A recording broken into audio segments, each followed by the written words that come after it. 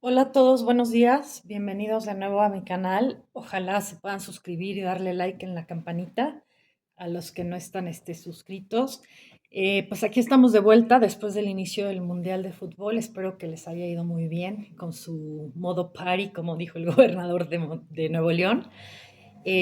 Pues yo realmente deseo, nada me gustaría más que ver a Ronaldo levantar la copa del triunfo del Mundial.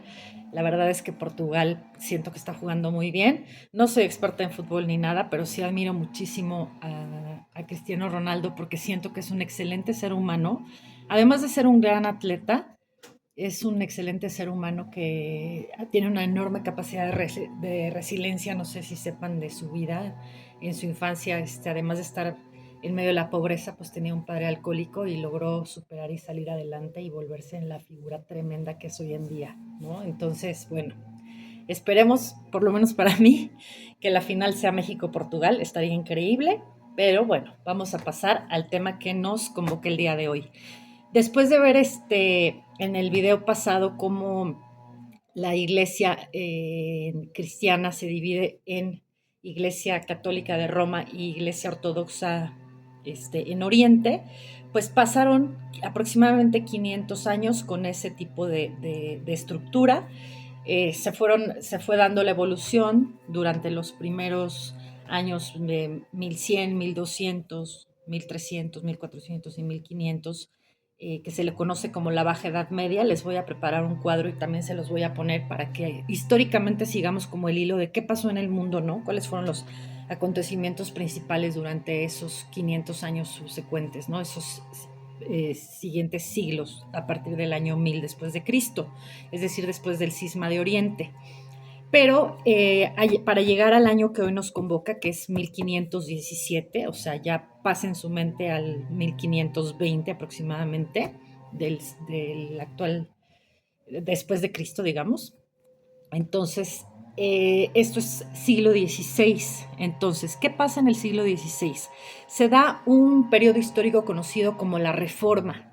La Reforma es un momento en el que esta iglesia católica tiene un cisma muy fuerte y donde surgen dos vertientes, que es la iglesia protestante y la iglesia católica. ¿Por qué se da este cisma? Ahorita lo vamos a platicar. ¿Por qué surgen tantas divisiones? Se preguntarán en el seno de la iglesia, ¿no? En general, o de las iglesias. Pues las razones son múltiples, como múltiples es la visión del ser humano, pero ha habido muchas cuestiones políticas, de control, de estatus, de poder. También se da por cuestiones geopolíticas, de dominio territorial, es decir, en los países prehispánicos nos conquista España y entonces somos católicos porque recuerden que, bueno, más bien que México es conquistado por el reino de Castilla y Aragón en ese entonces, ¿no? Que eran los reyes católicos, son los que descubren ahora sí que México y Hernán Cortés y toda esa historia en la que no me voy a meter ahorita en eso, pero el punto está en que también al conquistar territorios geopolíticamente, pues se hereda idiomas, se hereda religión y se heredan sistemas políticos. Esto es importante de por qué unos países somos católicos, otros son protestantes, otros son ortodoxos. También tiene que ver con la posición geográfica de cada país. Obviamente detrás o en el interior del intrincado de la evolución de las religiones, también hay intereses económicos, ahorita lo vamos a ver, porque esa es una de las piezas claves de por qué surge el protestantismo y por temas de dinero, obviamente. Y también la razón más importante es por qué se dividen las religiones, pues porque las religiones están formadas por hombres. El hombre es un animal político y económico y también vive en una sociedad y pues constantemente están los hombres luchando por poder, luchando por posicionarse, luchando por imponer sus ideas y sobre todo la reforma protestante vamos a ver que fue una cuestión ideológica pero vinculada a un tema económico, lo cual le dio poder más. La otra fórmula, digamos, si es una pirámide, fue la cuestión social. Tuvo muchísimo apoyo, ahorita vamos a ver por qué y es algo bien interesante. Entonces, Pues obviamente, ¿qué es lo que sucede, no? Que pues dentro de la iglesia surgen estas divisiones y cismas. Hoy vamos a ver lo que se llama la reforma protestante y pues esa es la razón, ¿no? Sociológicamente hablando de por qué surgen tantas divisiones. Y pues realmente se los puedo resumir en que cada cabeza es un mundo y todos tenemos un punto de vista diferente sobre un determinado suceso. Entonces, pues obviamente esto hace que muchas veces se dividan el ser humano en diferentes grupos, en diferentes tribus, en diferentes religiones, en diferentes, incluso como el fútbol, ¿no? Uno es de un equipo, otro es de otro, o sea, sociológicamente, que es la perspectiva que siempre voy a tener yo sobre la religión. Bueno, les quiero platicar, estoy muy contenta porque voy a hacer una maestría en antropología social. Yo no sé si se los haya comentado en otro video, pero estudié relaciones internacionales y esto fue en la Facultad de Ciencias Políticas y Sociales de la UNAM. Saludos a la generación de políticas. Bueno, dentro de todas las materias que yo vi, lo que más me llamó a mí siempre fue la psicología social. Es decir, dentro de la sociología, la antropología social, ¿no? Entonces, ese enfoque es como que siempre el que trato de tener para poder abarcar grandes periodos históricos. Entonces, sociológicamente hablando, la explicación siempre es o económica o política o sociológica, ¿no? O cultural. Entonces, todo esto tiene que ver, y obviamente el punto de vista geopolítico, que es, que es lo que me caracteriza, ¿no? Como internacionalista. Pero bueno, si todo lo metemos y preparamos una sopa, al final del día, ¿quién mueve esa sopa?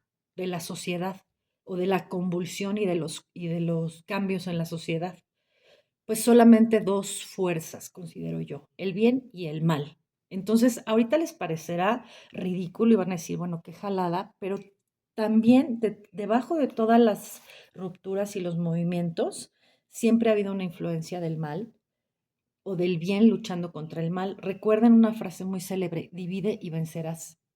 Entonces, una iglesia dividida es una iglesia débil, ¿no? Entonces, siempre también está ese ingrediente de esas luchas intestinas entre el bien y el mal al interior de comunidades, al interior de sociedades, al interior incluso de un matrimonio puede haber ese tipo de cuestiones, ¿no? El ser humano siempre va a estar con ese debate de bien y el mal. Es una cuestión filosófica que después la podemos ver, pero yo creo que la mayoría de los que estamos aquí viendo estos videos y que nos llamó la atención es porque reconocemos, intuimos o hemos vivido este jaloneo incluso de nuestra propia alma, de nuestra mente, de nuestro comportamiento entre el bien y el mal, ¿no? Como la caricatura clásica del angelito y el diablito, ¿no? Que nos están siempre, ¿para dónde voy? No, pues el angelito me dice que haga esto y el diablito me dice que haga esto otro, ¿no? Entonces, bueno, básicamente también está presente aquí esta situación y pues lo vamos a ver también a lo largo de todo nuestro recorrido, ¿no? Entonces, bueno, la historia del devenir de la fe, digamos, a lo largo de estos siglos, posterior a la Edad Media, fue que de pronto un monje llamado Martín Lutero, de origen alemán, que era un gran teólogo y un gran filósofo, se pone a reflexionar sobre ciertas cosas con las que él no estaba de acuerdo. Y un 31 de octubre de 1517 va y pone su panfleto con sus 95 tesis, la clava en la puerta de la iglesia local, de su localidad. Y pone, estas son mis 95 tesis por las cuales yo estoy haciendo una crítica constructiva a la iglesia católica. ¿De qué se quejaba Lutero? Con toda la razón. Primero que nada, los abusos del clero, que son innegables a lo largo de la historia. Eso es muchas de las razones por que mucha gente dice, es que yo no soy religioso porque la iglesia ha hecho tal, tal y tal. Sí, estoy de acuerdo. No podemos negar los abusos de la iglesia, pero la iglesia está formada por seres humanos imperfectos. Eso sí, no podemos perderlo de vista. Pero no vayas tú a perderte la oportunidad de tu salvación, de tener fe o de estar cerca de Dios por culpa de otros o por culpa de una historia que pasó hace 500 años. En todas las áreas han existido abusos, en la industria, en todas las áreas, ¿no? Entonces, obviamente, ¿qué es lo primero que menciona Martín Lutero? Pues dice, oigan, por qué la Iglesia Católica está vendiendo las indulgencias plenarias? ¿Qué es la venta de indulgencias? Tú me vas a pagar dinero y vas a recibir un perdón, una indulgencia. Y entonces, ¿qué significa esto? Que tú puedes ser el peor pecador del mundo, pero tienes dinero y pagas, y entonces te vendían la idea de que si tú pagas dinero, vas a pasar menos tiempo en el purgatorio purgando tus penas y tus pecados. Perdón, pero eso no es posible. Entonces, Martín Lutero lo señala. Eso es mercar y eso es cobrar por el perdón de los pecados. Entonces, él considera este y otros varios puntos que eran cosas que no se debía de hacer, ¿no? Por ejemplo, la diferencia en esta perspectiva es que él decía, a ver, el único juez es Dios nuestro Señor y a quien le debemos de rendir cuentas. Yo prefiero un cristiano que vaya y que haga un trabajo interior y se arrepiente y pida perdón a Dios, que uno que por sentarse con un sacerdote y confesar un pecado y pagar una lanita, ya todo quedó olvidado y se sale de la iglesia a los 5 minutos otra vez está pecando. Entonces, eso era algo pues que lo consideraba obviamente muy mal, ¿no? Entonces, por primera vez, en esta reforma protestante o en estas 95 tesis, se señalan estos abusos, ¿no? De la práctica de la indulgencia. No tiene por qué uno pagar para comprar su salvación, ¿no? Esta pues, es una razón económica y de poder que lo único que hace es que haya un enriquecimiento desmedido de la Iglesia Católica de Roma. También dicen, bueno, ¿por qué el Papa va a ser la máxima autoridad en Roma de una religión? La máxima autoridad, dice Lutero, tienen que ser las Sagradas Escrituras. Nadie puede estar por encima de las Sagradas Escrituras, que es la palabra de Dios. No tiene por qué haber un techo o un obstáculo entre el hombre y Dios. Esa figura del sacerdote, ese papado enriquecido, no tiene por qué estar separando al hombre de Dios. El hombre puede tener, todos los seres humanos tenemos la capacidad de leer las escrituras, de interpretarlas y de tener una relación personal con Dios. Es decir, de ese sacerdocio que se puede hacer de manera personal y de que cada ser humano, esto es importantísimo, o sea que es una cosa muy novedosa para la época, cada ser humano puede apropiarse de, de su proceso de crecimiento espiritual, ¿no? O sea, lo que Lutero dice, la salvación es por fe, no y por arrepentimiento, un arrepentimiento sincero, un arrepentimiento personal e interno. No puede uno ir por la vida pecando y pagando dinero al clero para reducir nuestro tiempo en el purgatorio. ¿No? No es suficiente con ir a confesarse, el sacramento de la confesión, de ir con un sacerdote, pagarle un dinero y entonces salir y ya seguir pecando. O sea, no, eso no es bueno, ¿no? Entonces, esta es una de las tesis con las que yo concuerdo plenamente con Lutero. Obviamente, la cuestión esta la venta de indulgencias, pues tache, guarache, es pésimo, ya no existe, pero pues obviamente fue el primero en señalarlo, ¿no?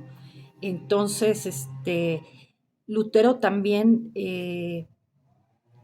pues, nunca dimensionó el poder que sus 95 tesis iban a tener para generar un cambio, porque realmente lo que marcó fue una ruptura con la Iglesia Católica, en el sentido de que se produce un gran cisma en donde surge el movimiento protestante y este movimiento protestante tiene muchísimo apogeo y muchísima diversificación en lo que es Europa Occidental, empezando por Alemania. ¿Qué es lo que sucede? Que se empiezan recordemos que ya estamos empezando la época moderna de la imprenta, entonces al ya existir la imprenta, lo que dice Lutero es todas las personas deben de tener acceso a las escrituras. No debe de ser nada más un sacerdote y escrita en latín el que tenga el derecho de interpretarlas o de leerlas. Entonces lo que él hace es traducir al alemán el Nuevo Testamento, imprimirlo en cantidades masivas y comenzar a distribuir tanto el Nuevo Testamento como folletos explicando sus tesis, explicando sus puntos de vista, y esto se genera mucha curiosidad entre la gente y pues se considera que realmente es el primer bestseller porque se vuelve masiva esta propaganda y empieza a trabajar en las conciencias de la gente en una cuestión libertaria de decir, ¿por qué voy a depender yo de otro? Mi salvación, ¿por qué va a estar en manos de alguien más? Que también es un ser humano, porque hasta los sacerdotes, con todo respeto del Papa y de todos los sacerdotes católicos, también son seres humanos imperfectos. Entonces, ¿por qué no yo me apropio de mi salvación? Tengo yo un conocimiento, una responsabilidad y un acceso a poder leer las escrituras en mi lengua materna, lo cual pues es un gran boom lo que genera, ¿no? La propaganda protestante y la doctrina de su iglesia rompen con las convenciones tradicionales de la iglesia católica. Esto genera un cambio enorme, ¿no? En la forma de dirigir la iglesia, eh, de detentar el poder y también en la iglesia protestante se busca ya no tener la corrupción que existe o que existía en la iglesia católica para la asignación de cargos religiosos. ¿Por qué? Porque la estructura del protestantismo es más plana. No hay un papa y una sola autoridad y para abajo ahora sí que todos los mortales. No, no existen estas figuras así. Entonces, ¿qué es lo que hace también el protestantismo? Pues cuestionar la autoridad del papado. Estoy viendo que me están cortando el pasto, denme un segundito. A ver si así mejora el ruido, apenas ahorita. Estaba tan emocionada que no había captado. Pero bueno, estábamos en silencio absoluto. Espero que no se afecte en el audio. Ya cuando tenga más seguidores y empiece a monetizar mi canal, voy a poder tener un buen micrófono. Pero bueno, por ahora lo que les quiero decir es que la reforma protestante viene a romper con toda la estructura tradicional del catolicismo y a decir, a ver, ¿por qué pasa esto? ¿Por qué suceden estos abusos? ¿Por qué tienen que tener abuso de autoridad, de poder? ¿Por qué hay que pagar por el perdón de los pecados? ¿Por qué no podemos tener acceso a la Biblia? ¿Por qué la misa es en latín? ¿Por qué no traducirlo a las lenguas, etcétera?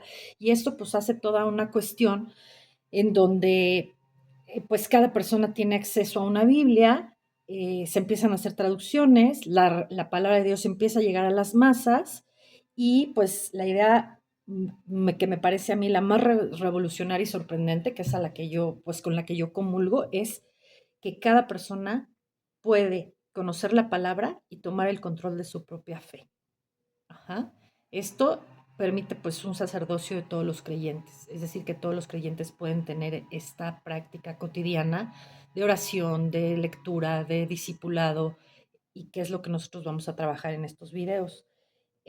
Bueno, pues ahora sí que sin querer queriendo, diría el Chavito del Ocho, Martín Lutero se convierte en el fundador del cristianismo protestante y en el líder de este movimiento. En, eh, en una tabla que tengo aquí les voy a poner pues el nacimiento del luteranismo, ¿no? Que es el movimiento de Martín Lutero, y cómo se expande esta reforma de 1520 a 1530, cómo empiezan a surgir estas nuevas iglesias en Europa. Voy a hablar también, bueno, les menciono aquí en el cuadro el surgimiento de la iglesia anglicana con Enrique VIII, donde él también se separa de Roma por parte de Inglaterra. En 1533 del calvinismo con Juan Calvino y su expansión que se da hacia Suiza, Francia y Escocia. Las iglesias bautistas que surgen en 1609 con John Smith.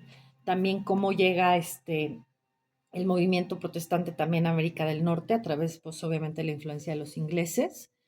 Eh, y de cómo los bautistas, pues obviamente priman o le dan importancia al sacramento del bautismo, pero no lo hacen como de bebé, sino ya más adulto, ¿no? No sé si han visto imágenes de algunos cristianos ya en la edad adulta que se sumergen en el agua para tener ese bautizo o bautismo de conciencia ya siendo adultos, ¿no?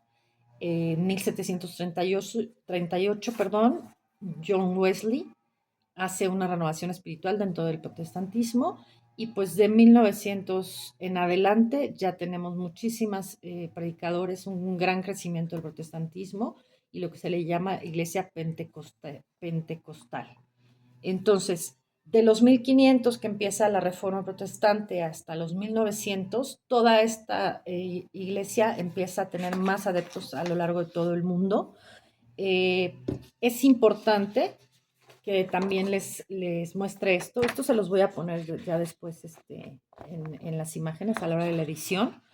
De cuántos millones de adeptos tiene la iglesia protestante, lo que considera el cristianismo protestante en el mundo. Prácticamente estamos hablando que son 1.000 millones en la actualidad, ¿no? Estos 1.000 millones son nada más el 40% de todos los cristianos, porque recuerden que dentro del cristianismo, que es la religión, ahorita se me ocurre que les voy a hacer como una imagen como de esas tipo pizza, ¿no? Entonces, se las voy a mostrar aquí, se me acaba de ocurrir. Bueno, no sé si se ve a mi lapicero, pero dentro del cristianismo, que es todo este círculo, tenemos la mitad, digamos, que son católicos, y luego esta otra mitad tenemos ortodoxos y tenemos protestantes, con infinidad de variaciones, pero básicamente lo que estamos viendo ahorita, que es el protestantismo, es un 40% de los cristianos. Y todo el pastel sería el cristianismo en el mundo.